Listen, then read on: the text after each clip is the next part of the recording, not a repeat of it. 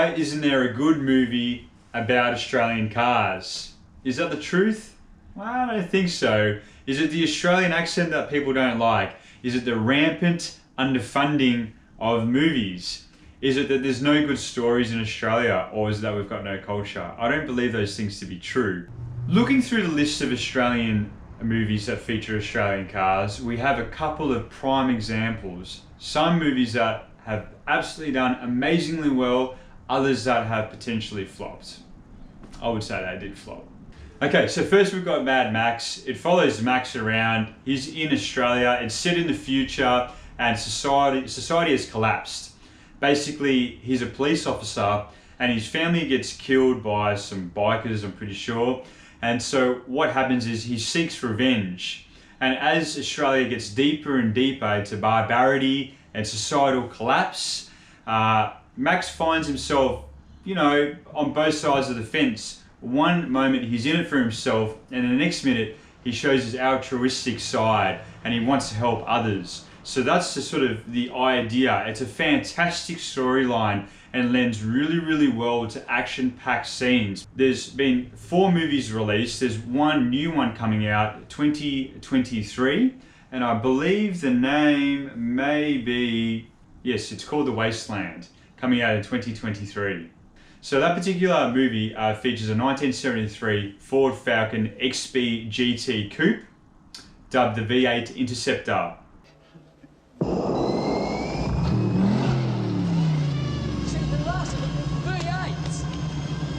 Shut the gate on this one, Max. Here, it's the duck's guts. Yeah, she's the last of the V8. She sucks nitro.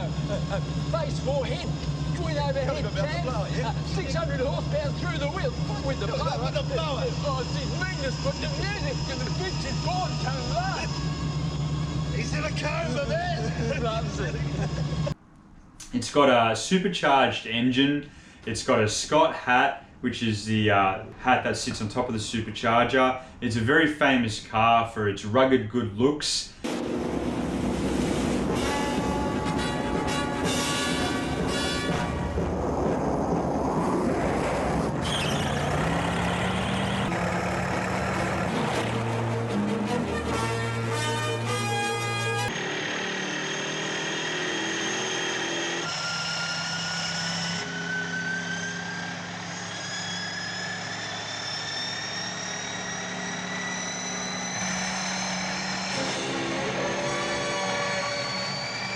So that's one Australian iconic car.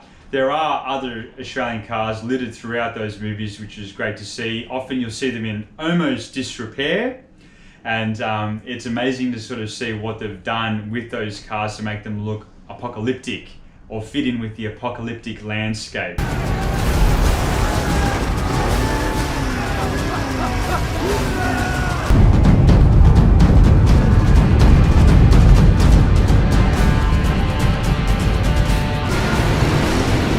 Alright, the second movie I want to talk to you guys about is The Wog Boy. Character Steve, he's a second generation Greek fellow, and his beloved VF Pacer, Valiant Pacer, I think it's a 1970 model, thereabouts. Don't quote me on the number. Anyway, what's the storyline behind Steve? So Steve is currently unemployed and he's looking for work and he's getting by. And he's got a cast of characters, or friends, including a bloke that gets hit by a car. It's a minor accident, but he's done his back and he's claiming compensation for it. So it's a really good take at you know, Australian comedy, some quips about growing up as an Australian person, you know, 1980, 1990, especially if you're an immigrant.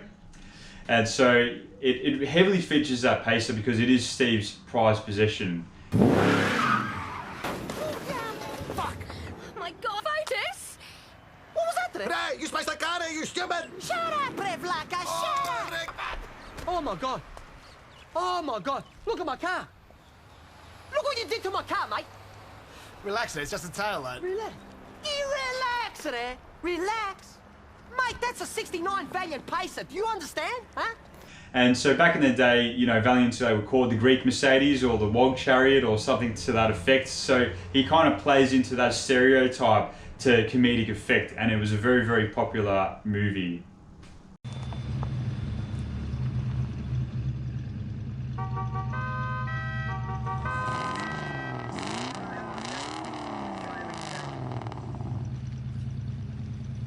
I'm sorry, baby. I have to do it. Okay? Please forgive me.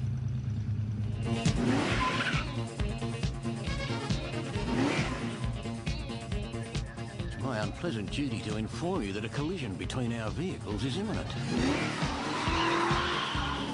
He's gonna wreck that beautiful car.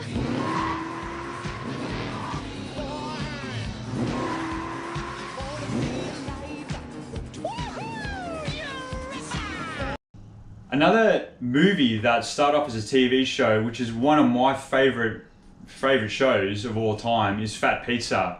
I remember back in the day, I was sitting down on the couch with my dad. My dad and I used to watch Fat Pizza religiously. I think it was on a Tuesday night on SBS or something like that. And we would watch it, and those guys were absolutely hilarious. And they would use their cars as a prop. So you'd have the pizza shop, and then you'd have a Valiant sitting out the front. It's been hotted up, or an RX-3 rotary or something to that effect. And they would be delivering pizzas in a hotted up car with a hot stereo system. Look, if this is something to do with that koala, I gave him money. Nah, too much paperwork, mate. We pulled you over as part of Operation Revenue Raise. What? Tyres, bald. Let's check the handbrake, shall we? Oversized fluffy dice. What the hell is this? No, hold on. This is the reason that the headlights and blinkers don't work, mate. Like, because, man, it's powering the neons, and they're very important at night.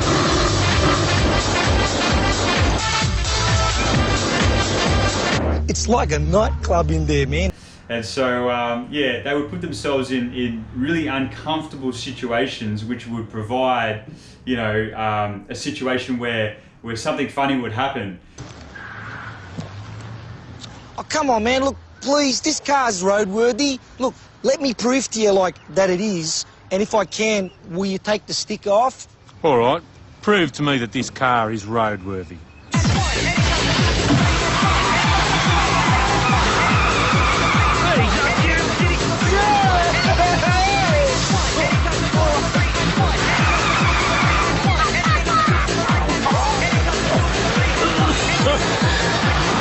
So they progressed to movies.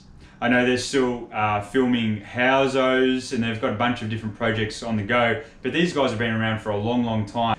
Probably one of the best episodes is when Paulie's going for his driver's license, and he's got the hotted up car, and he's doing a 3-point turn. He's doing burnouts and all sorts of stuff, and the guy fails him.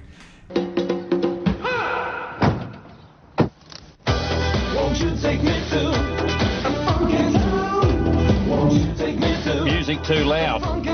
Fail. 5 centimetres too far. That's a fail.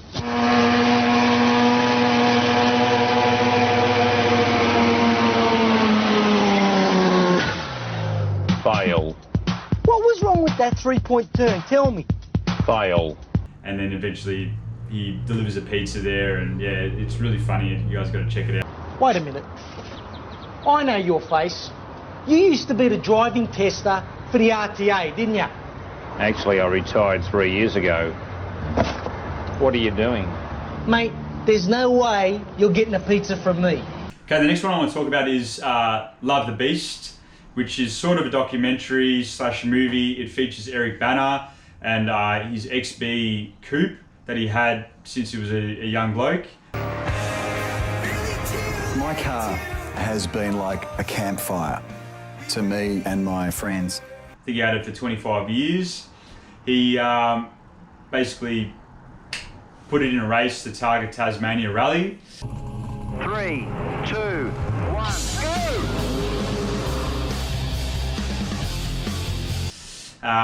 And he talks about his love for the car and all the history and hanging out with his mates and blah, blah, blah. Probably one of the best movies to come out of Australia is definitely running on empty. Basically, you got Mike and Tony, they're best mates, they're working in the steel yard, they're going crazy, they're running amok on the streets. Then they bump into a bloke named Fox.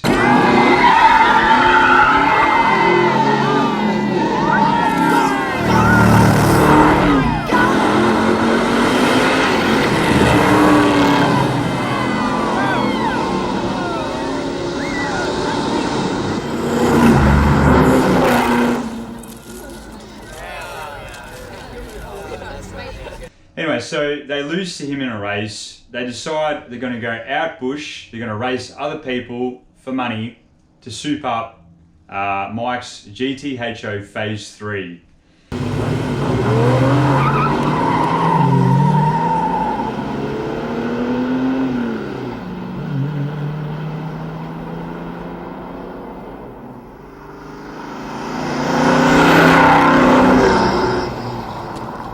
Double on up and a mora. You're on.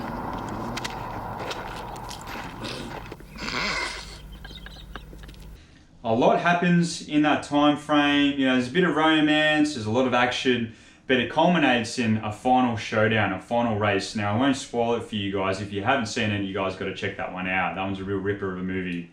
This movie's a real classic from the 80s. Look, it didn't do very well at the box office, but it's definitely become a cult classic. Hey! I've named 5 different movies that have Australian cars, a reasonable storyline, you know, some comedy, some action type thing. You know, there's a bit of romance in there and all that jazz. Shows a little bit of our culture. I want you guys to leave a comment below and let me know what movies you guys think I should talk about or think about or see. Now, there's one movie that I want to talk about. It rates a special mention. It came out in 1999. It's very Fast and Furious-esque type. That movie is called In the Red. This is a crazy movie. Now, I haven't seen it. I've jumped through. It's available on YouTube. What I might do is I might read you out the plot. In the street racing underworld, 2 gangs battle it out. Only the fast survive, and the new breed of transportation is the all-wheel drive 2-litre rocket ship from the land of the rising sun. So buckle up and gear down for the ultimate turf war. Along with its cast of modded up Japanese imports, it features Ford Falcons, Holden Commodores, Ford Fairlane 500 and a 76 Holden Tirana LX. Unfortunately, most of the Aussie cars are left to the background and minor cars for the majority of the movie, but there are still a few good chases and races featuring Aussie cars. Well, there you have it. Look, I've seen a few scenes of In the Red. Look, it's cheeseball stuff and a little bit cringy with the Australian accents, but I think the number one thing that lets it down is its writing. It's very cliche. There's a lot of silence in between scenes and just people staring at each other. You know, I don't know what it is about the quality of the filmmaking. It's a little lackluster, and as soon as the audience sort of picks up on that, it's very, very difficult to be immersed.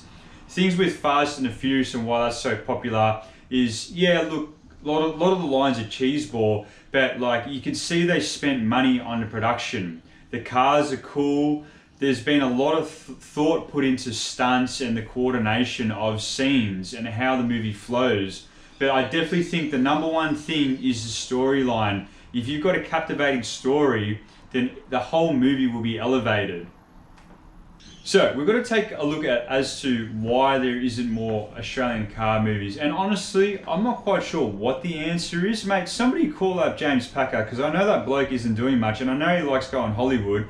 Call him up, I'll even cut my hair and put on a suit and I'll pitch a bloody idea about a story. I mean, you know, we have Australian car culture, an absolute awesome identity, a whole range of cars. I can't figure out for the life of me why Fast and the Furious didn't come knocking on Australia's door and pick up some of our cars. I know the prices and value of our Aussie cars have gone through the roof, but call me up, I'll loan you out my XD, you know, at $100 a day, no worries. Or better yet, why don't we get one of our directors or writers even, you know, to write something up. And why don't we film our own movie? I know the boys at Mighty Car Mods have given it a crack with a feature-length film. I think they've done 2, where they go over to Japan, they buy a car, they fiddle around with it. I think they bring it back here. I don't know, I didn't watch the whole thing, but somebody tell me down below in the comments. Anyway guys, I hope you really enjoyed this video. I had a lot of fun making it. You know, it's an interesting topic, so if you got anything that's interesting that you want me to explore, let me know. Cheers guys.